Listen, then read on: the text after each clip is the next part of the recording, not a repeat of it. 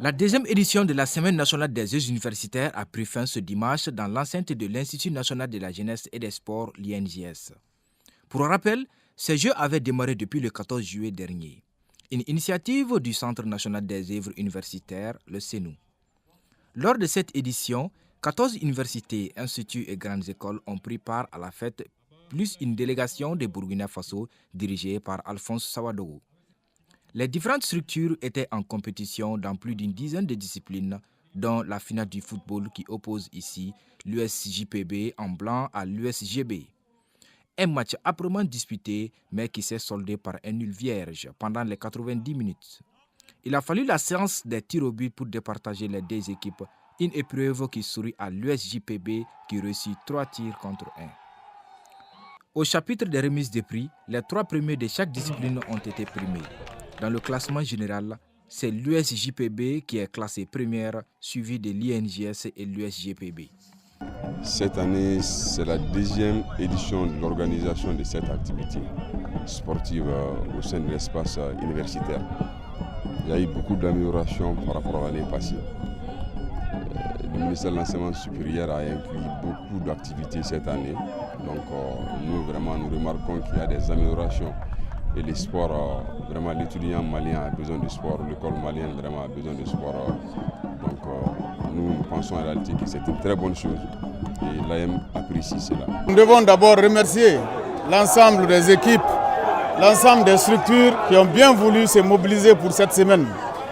Et comme monsieur le conseiller technique, le représentant du ministre de l'Enseignement supérieur l'a si bien signalé tout de suite, il y a plusieurs motifs de satisfaction.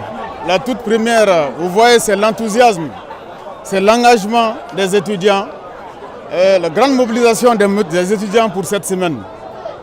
Et l'autre motif de satisfaction, ce sont les compétitions que nous avons pu suivre durant toute cette semaine avec beaucoup de bonheur, avec beaucoup de plaisir et des compétitions sur le plan sportif, sur le plan artistique et sur le plan culturel.